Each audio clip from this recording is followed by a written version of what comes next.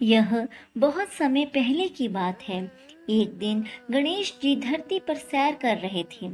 सैर करते करते वह एक अनाज के खेत में पहुंच गए। उनको भूख भी बहुत ज्यादा लग रही थी।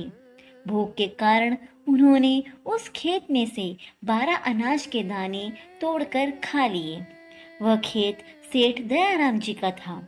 कुछ समय बाद गणेश जी को अपने किए पर पछतावा होने लगा, क्योंकि उन्होंने सेठ जी को पूछे बिना ही उनके खेत में से अनाज चुरा लिया था। फिर गणेश जी ने सोचा कि उनको अपने किए बुरे कर्म का प्रायश्चित करना ही होगा। इसलिए उन्होंने सेठ जी के घर पर 12 साल के लिए नौकरी करने की ठान ली। उसके बाद अगली ही सुबह गणेश जी ने 12 से 13 साल के लड़के का रूप धारण किया और नौकरी मांगने के लिए दयाराम सेठ के घर पहुंच गए। उन्होंने सेठ जी को अपना नाम गणेशा बताया। विनायक भगवान की बुद्धिमानी की परीक्षा लेने के बाद सेठ जी ने उनको खुशी खुशी नौकरी पर रख लिया। अब गणेश भगवान एक साधारण इंसान के रूप में सेठ जी के घर पर ही रहने लगे। एक दिन सेठ जी की पत्नी शाम के समय घर का काम खत्म करने के बाद राख से हाथ धोने जा रही थी। तभी गणेश जी ने सेठानी जी के हाथ को जबरदस्ती पकड़कर मिट्टी से धुलवा दिया।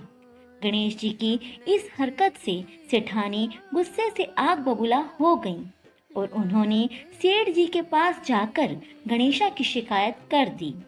सब कुछ सुनने के बाद सेठ दयाराम ने गणेशा को बुलाया और उनकी इस हरकत का कारण पूछा। गणेशा जी ने जवाब दिया कि सेठानी जी शाम के समय राख से हाथ धो रही थी और ऐसा करने से घर की लक्ष्मी नाराज होकर चली जाती है, इसलिए मैंने उनके हाथ मिट्टी से धुलवाए। इससे घर पर माता लक्ष्मी की कृपा बनी रहेगी। यह सब सुनकर सेठ जी ने सोचा, गणेशा की सोच तो बड़ी अच्छी है। उसके कुछ ही दिन बाद कुंभ मेले का अवसर आया। सेठ जी ने गणेशा को बुलाया और कहा, सेठानी जी को कुंभ मेले में स्नान करा के ले आओ। सेठानी और गणेशा स्नान के लिए मेले में पहुंचे। वहां पहुंचने के बाद सेठानी नदी के किनारे बैठकर नहाने लगी।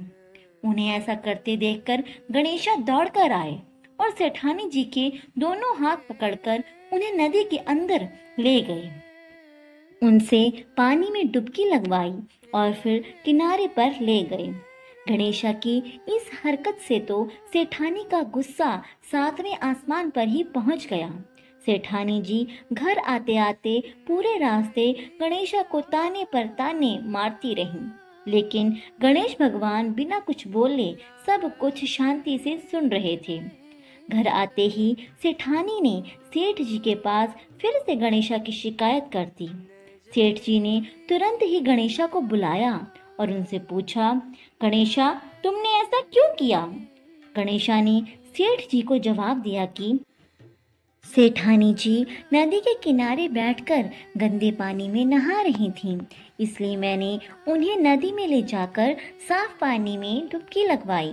ऐसा करने से उन्हें अगले जन्म में बहुत बड़ा राजपाट और वैभव मिलेगा।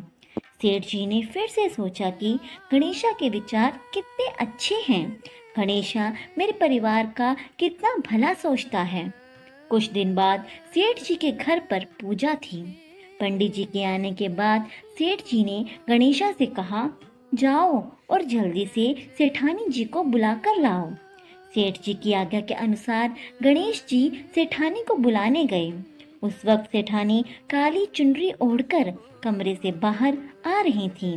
यह देखते ही गणेश जी ने वह काली चुनरी उनके सर से उतारकर फाड़ दी और कहा कि आप पूजा के लिए लाल रंग की चुनरी ओढ़कर आइए। सेठानी जी ने सोचा कि अब तो हद ही हो गई। सेठानी बहुत ज्यादा नाराज हो गई और गणेशा पर चिल्लाने लगी। आवाज सुनकर सेठ जी वहां पर भागते हुए आए और पूछा कि क्या हुआ। तब सेठानी बोली, गणेशा ने मेरी चुनरी फाड़ दी। सेठ जी ने गणेशा को बहुत डांटा और पूछा, तुमने सेठानी की चुनरी क्यों फाड़ी? जवाब में गणेश जी ने कहा कि सेठ जी पूजा में कभी भी काला वस्त्र नहीं पहनते हैं। इससे शुभ काम सफल नहीं होते, इसलिए मैंने ऐसा किया है। सेठ जी ने सोचा कि गणेशा तो बहुत ही समझदार है। इसी तरह लीला रचाते हुए उसी घर में गणेश जी के 12 साल भी बीत गए। सेठ जी को नया कारोबार शुरू करना था। उन्होंने सोचा कि कारोबार शुरू करने से पहले घर में पूजा रखवा ली जाए। पूजा करते करते उनको याद आया कि गणेश भगवान की मूर्ति तो है ही नहीं। तब उन्होंने अपने नौकर गणेशा को पूजा घर से भगवान गणेश जी की मूर्ति लाने के लिए कहा। गणेशा बोला कि मुझे ही मूर्ति समझकर पूजा में विराजमान कर लीजिए, आपके सारे शुभ काम सफल हो जाएंगे। यह बात सुनकर सेठ जी गुस्सा हो गए और बोले, अरे गणेशा, अब तक तो तुम सिर्फ सेठानी से मजाक करते थे, लेकिन अब मेरे साथ भी तुम मजाक करने लगे। गणेश जी मुस्कुराते हुए बोले, मैं मजाक नहीं कर रहा हूँ, मैं सच बोल रहा हूँ। इतना कहने के बाद गणेशा ने अपना असली रूप उनको दिखाया। साक्षात गणेश भगवान को अपने सामने देखकर सेठ और सेठानी उनके चरणों में लीन हो गए और उन्होंने अपनी पूजा संपन्न कर ली। उसके बाद गणपति जी देखते ही देखते अंतर ध्यान हो गए।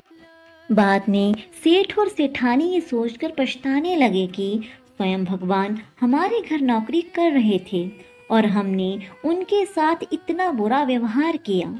हमने उनसे कितना सारा काम करवाया। यह सोच सोच कर दोनों दुखी होने लगे। फिर उसी रात गणेश जी सेठ और सेठानी के सपने में आए और उन्हें समझाया कि 12 साल पहले जब मैं पृथ्वी पर भ्रमण कर रहा था तो मुझे बहुत भूख लगी थी, तो मैंने आपके खेत से 12 अनाज के दाने बिना पूछे तोड़ लिए थे और उसी कर्म का दोष दूर करने के लिए मैं 12 साल से आपके घर नौकरी कर रहा था। अगले ही दिन से सेठ जी पर गणेश जी की कृपा हो गई। उनके व्यापार में दिन दोगुना और रात चौगुनी तरक्की होने लगी। दयाराम सेठ जी के जीवन की काया पलट हो गई। हे गणेश जी, जैसे आपने अपनी कृपा दयाराम सेठ पर की, वैसी ही कृपा इस कथा को पढ़ने और सुनने वालों पर भी करना। प्रभु, कथा अधूरी हो तो इसे पूरी करना और अगर हमसे कोई गलती हो गई हो तो हमें माफ करना।